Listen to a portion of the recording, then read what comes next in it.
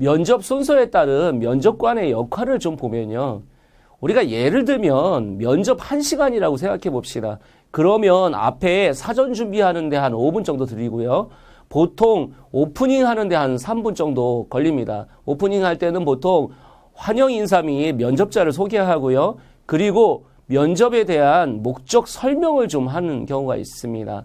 그리고 질의응답이 한 40분 정도 일어나게 됩니다. 실제로 이럴 때는 주 질문을 좀 하고요. 그 주 질문에 탐색 질문 정도를 보통 두 개나 세 개 정도 이렇게 하고 있습니다. 그리고 크로징이 한 2분 정도 해서 어떻게 해서 이 사람들을 뽑게 되고 추가 질문 같은 거 좀 받고 이런 식으로 이제 끝내고 있고요. 그 다음에 점수 부여를 한 5분 정도 합니다. 개인별로. 그리고 나서 점수 합의를 보는 평가 조율을 한 5분 정도 합니다. 시간에 따라서 순서가 어떻게 돌아가는지를 정확하게 면접관은 이해하고 있어야 되겠습니다.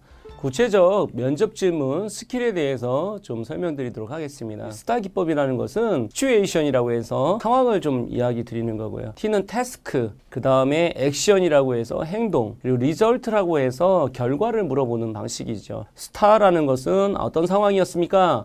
그리고 어떤 과제가 있었습니까? 어떤 행동을 했습니까? 결과는 어떻게 되었습니까? 이렇게 질문하는 방식을 우리가 스타 기법이라고 하는 거고요. 여기서 여러분들이 주의하셔야 될 게 하나 있어요. 이 T라는 거가 한 3가지 정도가 쓰인다는 거예요. 하나는 뭐 태스크도 있고 또 하나는 타겟도 있고 바로 트러블이라고 있습니다. 그래서 3개가 있다는 걸 좀 기억을 해 주시고 시간이 너무 적다 그러면요. 상황만 얘기하시고 행동으로 얘기하고 결과로 얘기해서 이 T를 또 생략할 수 있습니다. 그리고 역량 모델을 활용한 스타 기법에 대한 질문을 하는 건데요. 어떻게 보면 큰 질문을 합니다. 보통 한 가지를 끝까지 추진하면서 성과를 달성한 경험이 있습니까? 이거는 성과 지향성을 물어보기 위한 큰 질문을 하나 던진 거죠. 보조 질문을 하게 되면 거기에 어떤 상황이고 여기는 특히 장애라고 했는데 장애는 트러블로 본 거죠. 아까 3가지 중에 태스크, 또 뭐가 있었죠? 타겟, 그리고 또 뭐가 있었죠? 바로 트러블이라고 했습니다. 3가지가 있는데 그 중에 하나를 쓸 수 있습니다. 트러블이 나왔을 때는 액션이 뭐가 되죠? 바로 극복했느냐, 어떻게.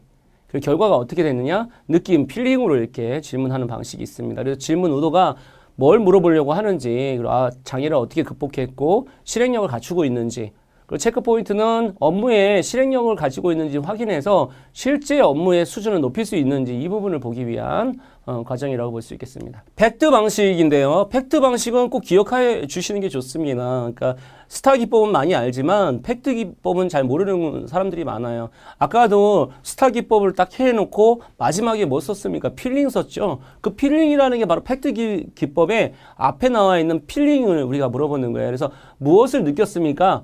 본인이 느낌이라는 것을 많이 느끼는 사람일수록 감수성도 있고요. 그거에 대해서 배움도 올라가기 때문에 그 부분을 질문을 통해서 우리가 알아보는 거고요. 액션이라는 것은 어떤 행동을 하셨습니까? 라고 또 물어보는 거예요. 이것도 이제 스타 기법 A 중에서도 A가 들어가 있죠. 이거 많이 쓰이는 거기 때문에 그렇습니다. 또 하나가 컨텍스트라고 해서 어떤 맥락이었습니까? 라는 거 많이 물어봐요. 맥락적인 측면을 파악하는 건 되게 중요하다 보니까 그리고 thought라고 해서 본인이 어떻게 생각했습니까? 근데 중요한 건 뭡니까? 왜라고 하면 사람들은 자기도 모르게 옳은 방향으로 가는 성향이 있기 때문에 왜라는 말보다는 무엇을 생각하셨습니까? 어떻게 생각하셨습니까? 과거형으로 물어보는 것이 굉장히 중요하다라는 말씀을 드렸습니다. 그리고 샌드위치 질문법이 있는데 샌드위치는 처음에는 그 사람이 받아들이기 쉬운 소프트 질문을 하는 거예요.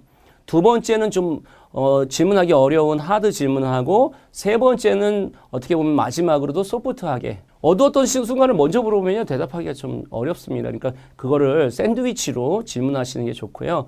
그래서 이것은 강점을 찾아보면 그거에 대한 약점도 좀 확인해 보는 빛과 그림자라고 생각하시면 돼요. 예를 들어서 성과 지향성이 높은 사람이 갖고 있는 문제가 뭐냐? 바로 성과 지향성이 좀 배려심이 좀 적다면 배려심에 대해서 체크한다든지 또 유연성이 좀 부족하다면 유연성에 대해서 체크한다든지 그걸 좀 노력하려고 하는지 안 하는지 이런 부분들도 되게 빛과 그림자를 통해서 우리가 알아볼 수 있습니다. 질문 방법 중에 오프닝 질문법이라는 걸 꼭 기억하셔야 되는데요. 오프닝이라는 것은 너무 어려운 질문을 하시면 안 돼요. 왜냐면 오프닝은 좀 더 쉽게 그 사람이 많이 준비했던 걸로 어떻게 보면 편안하게 좀 이끄는 것이 중요하니까요. 자신이 가장 두드러진 강점이 우리 회사에 어떤 가치를 창출할 건지 설명하십시오. 요거는 많이 준비해 오는 거니까 요걸 오프닝으로 하는 경우도 있고요. 모 회사 같은 경우에는 자기 1분 스피치를 시키는 경우도 있어요. 그래서 자기 스피치를 한번 들어보고 그 다음에 그거를 거기서 얘기했던 것들을 또 이렇게 질문하는 방식으로도 이렇게 하고 있습니다. 크로징 하실 때 중요한 거는요. 크로징이라는 것은 어떻게 보면 그 사람들이 불편하지 않고 잘 마무리할 수 있어야 되는데 자칫 크로징을 너무 빨리 해버리잖아요. 그러면 그 면접자들이 좀 어떻게 보면 우리에게 기회가 주어지지 않았다 이렇게 얘기할 수 있어요. 그래서 크로징 시간도 여러분들 꼭 지켜서 크로징 할 수 있는 부분들을 좀 확보하셔야 되고요. 그리고 질문하실 때 우리가 질문하지 않아서 하고 싶은 말을 못한 것 있습니까? 이거는 보통 자유 발언 때라고 해서 자유 발언 때를 한번 줄 수 있어서 준비해 온 것을 소화할 수 있도록 해주시는 게 좋고요.